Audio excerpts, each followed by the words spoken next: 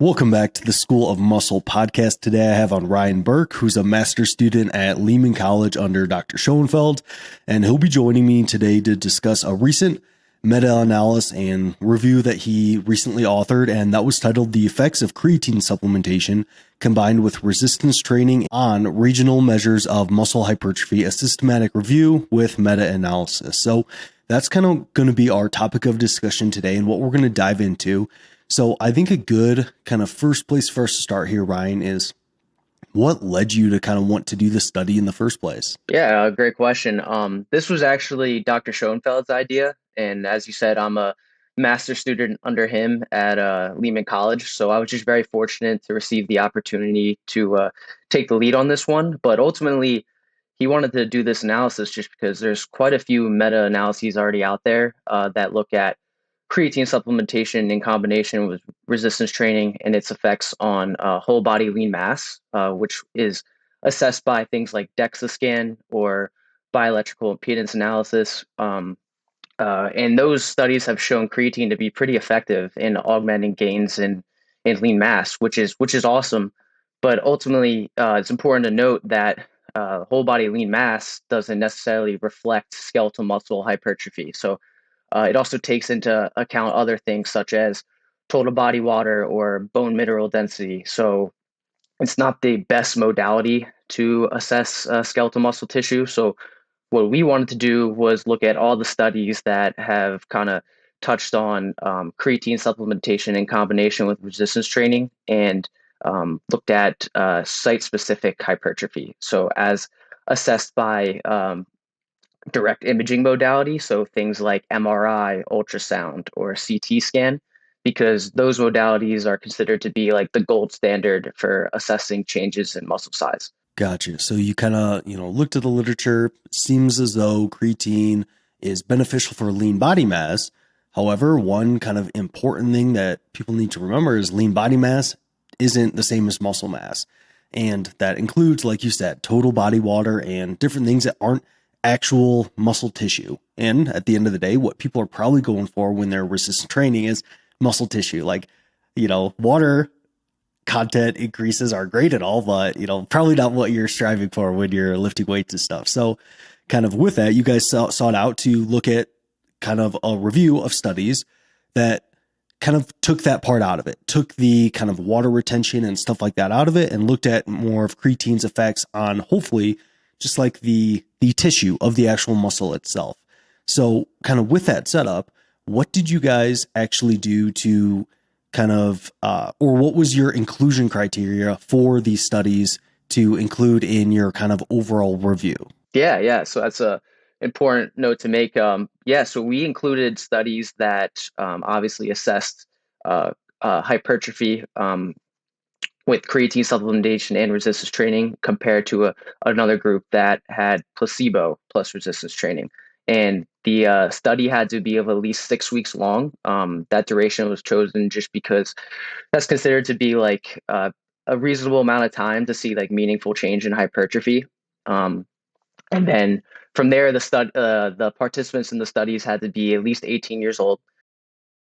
And then lastly, and probably most importantly, as we kind of touched on earlier, the hypertrophy changes had to be assessed by direct imaging. Site-specific hypertrophy measures using ultrasound, MRI, or CT scan. Perfect. And before we kind of jump to the results here, what everybody probably wants to hear, what were kind of your expectations leading into this study? Did you expect to find similar changes in hypertrophy with kind of the way you guys set this up compared to some other research, or what did you kind of expect? Yeah, so it's kind of funny you say that because when I first heard of this idea from Dr. Schoenfeld, I was almost surprised that like there wasn't already like a lot of evidence out there on this topic or like a meta-analysis on this topic because you always hear about how creatine is the most efficacious supplement out there, and it's awesome, and it is. I'm not knocking it at all. I take it regularly, but yeah. So I at like face value, I kind of thought like yeah, creatine is gonna definitely going to be just as effective as the meta analyses on like lean body mass. But as we'll get into and as kind of looked into, there's a lot of limitations in the current evidence. But that turned out not to be the case. Absolutely. And that kind of leads us right into what did you guys actually find here when looking at, kind of taking the overall lean body mass and water retention component out of it? What did you find when you kind of looked at these studies that just looked at kind of this regional hypertrophy? Yeah, so the results were, I guess, depending how you want to look at it, somewhat unimpressive. There seemed to be a hypertrophic benefit for creatine as compared to placebo, but that effect, the difference in effect was relatively small. I believe that the average increases in muscle thickness was about 0.10 to 0.16 centimeters greater in the creatine with creatine supplementation as compared to placebo. So not a huge difference there, do with that what you will. I mean, that could be practically meaningful depending on the individual, but yeah, it wasn't too impressive. But interestingly, when we looked at age, so we ran a stub analysis on age, there seemed to be a greater benefit for creatine supplementation with younger adults as compared to older. And when I say younger adults versus older, the for the four studies that included younger adults, the average age across them was about 24 years old. And then the six studies that used the older adults, the average age was about 62 years old. And it is important to note, like the difference between those was relatively small as well. But that kind of aligns with other evidence showing that younger adults are more responsive to creatine because I mean, if you think about it, as you age, there tends to be a age-related decrease in type 2 muscle fibers. So that could impact the ability to respond to creatine supplementation. Gotcha. So overall, a fairly trivial effect of creatine in these studies, at least. And one thing that you mentioned was kind of the younger individuals kind of saw a little bit greater effect. Did you also see, so some research has pointed at like responders and non-responders to creatine?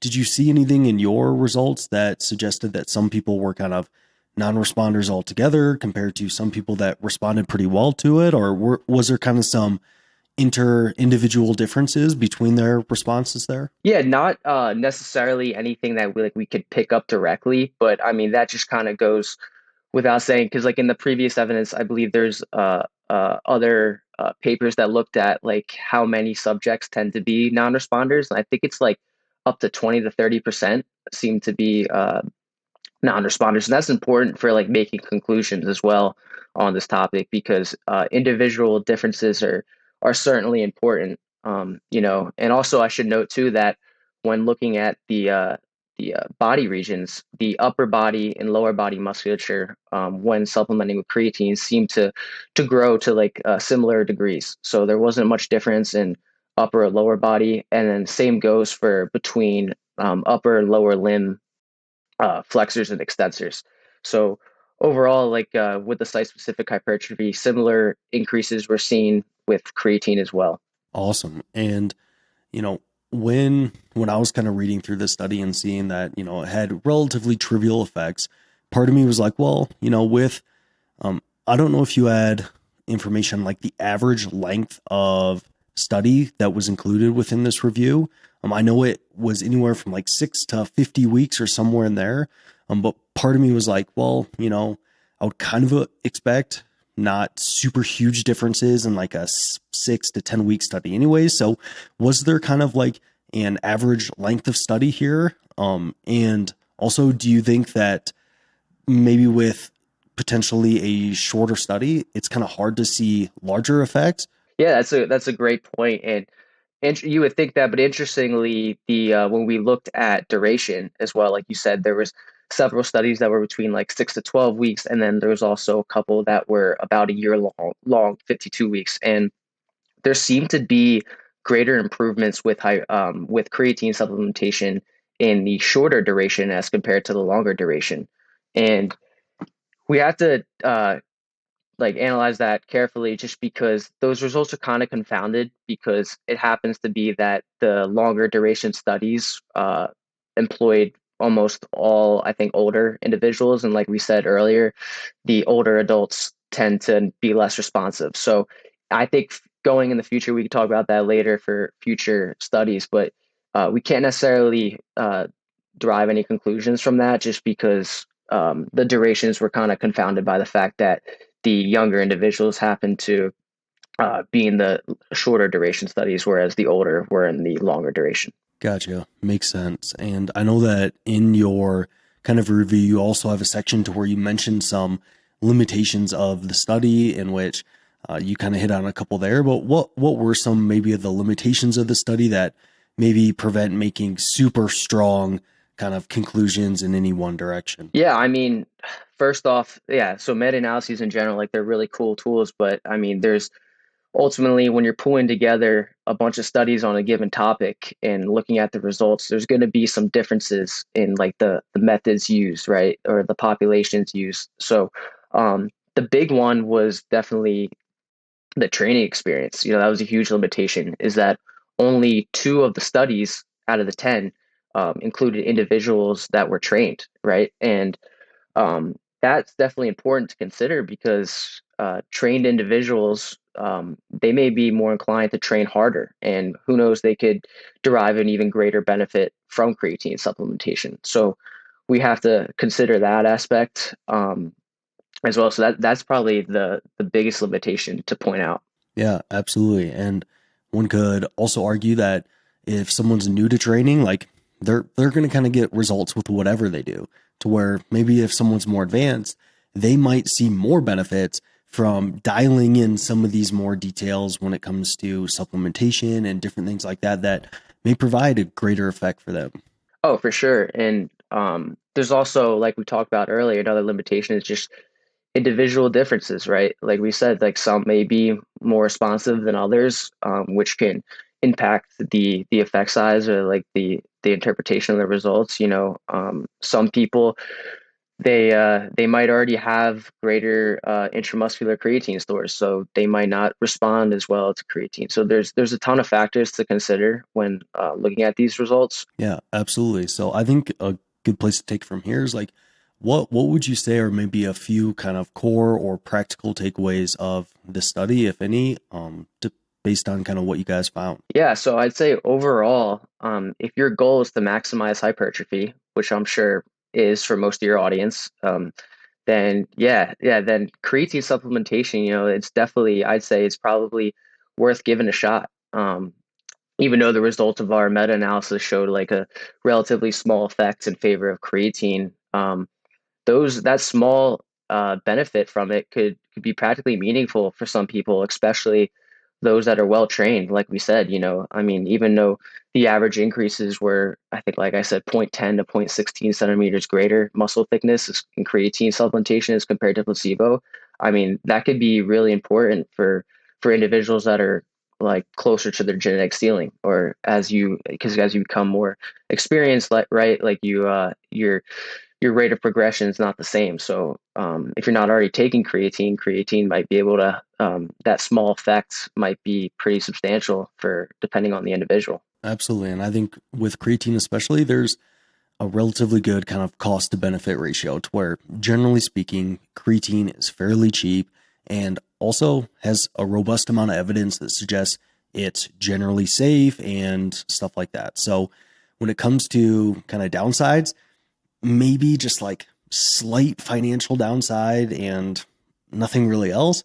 But there are those potential upsides to where still, like you guys found in the study, they are relatively small effects. So, like, it's not like if you forget to take creatine for a few days that you're just going to shrivel up and not grow any muscle, or it's also not like that you necessarily have to take it to see really good results.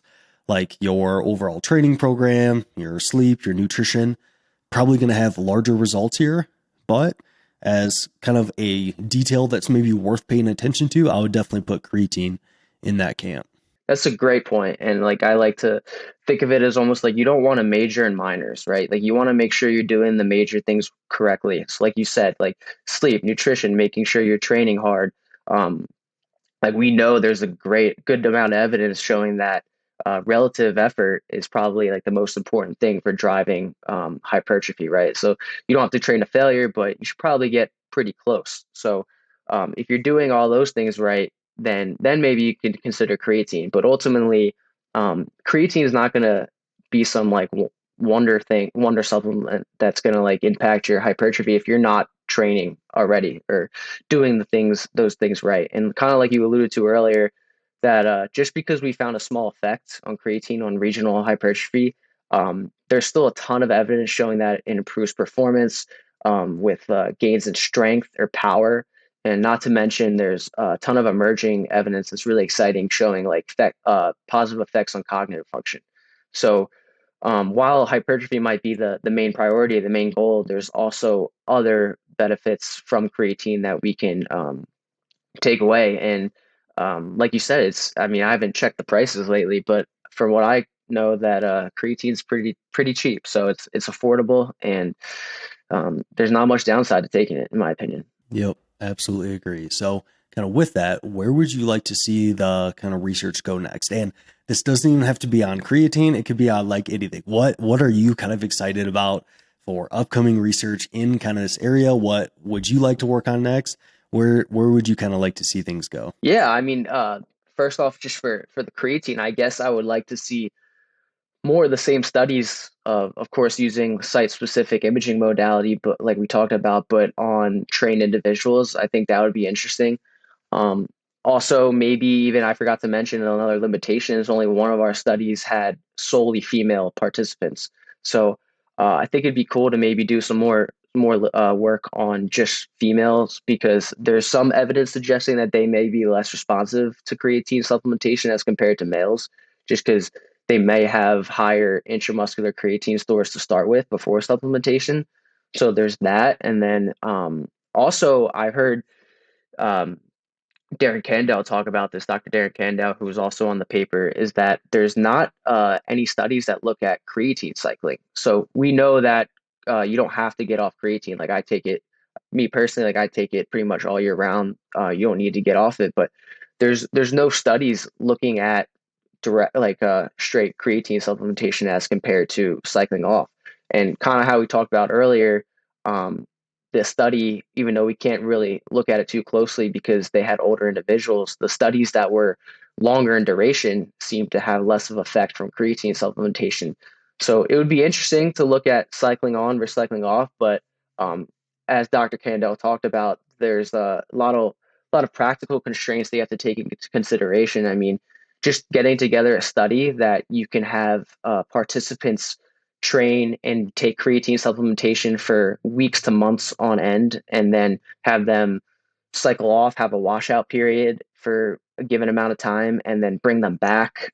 There's a lot that goes into that, but I think if that could be done, that would be awesome to look at. I wouldn't imagine there'd be much differences in just staying on creatine as compared to cycling off, but I think it would just be cool to conduct a study on that.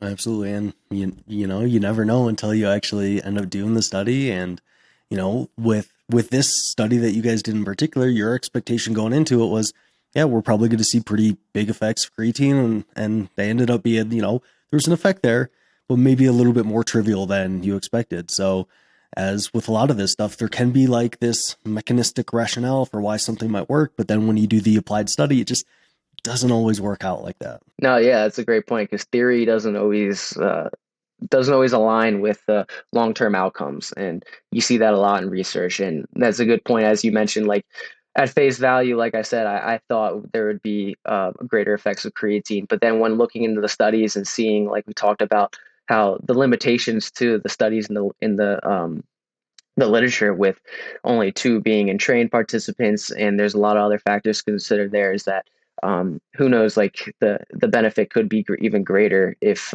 we get more data out there with trained individuals. So a lot of exciting stuff as usual. The cool thing about research is that I know Dr. Schoenfeld always says it is putting out research stems ideas for further research and future research, and to get more of an overall sense of where things stand.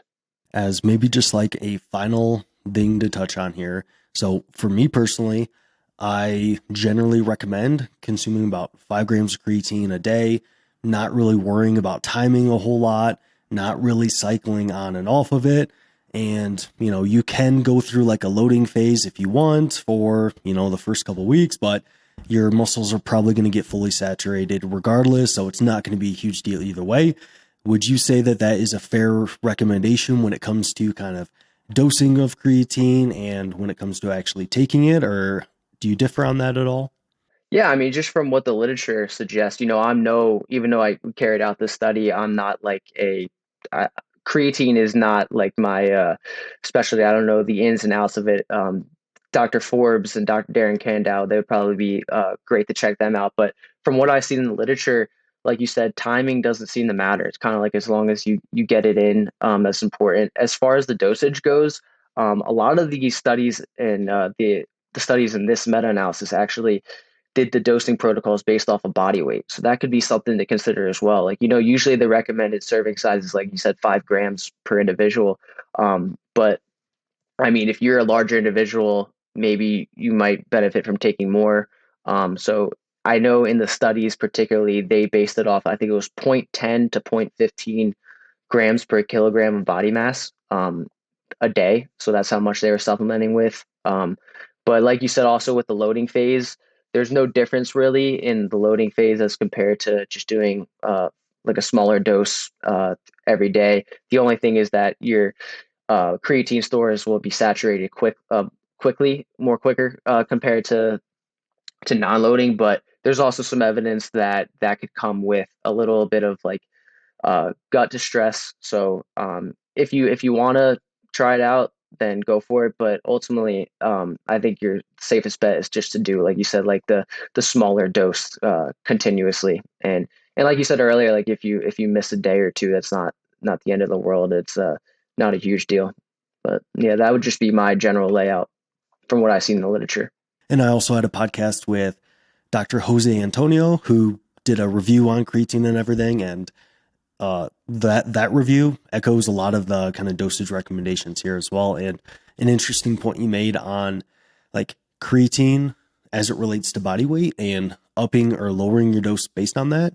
I asked him about that as well, and he was kind of like, it kind of makes sense mechanistically, but right now we don't really have research to suggest that it's like the right thing to do. So, I think it kind of makes sense, but then again, like we just mentioned, just because something might kind of make sense doesn't mean the research always points that way.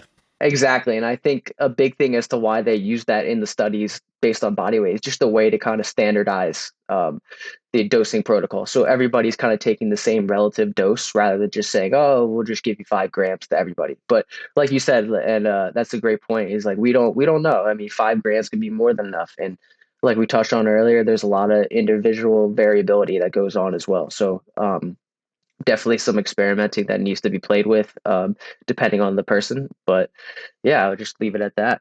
Awesome. Well, I think that's a great place to kind of leave it in general here.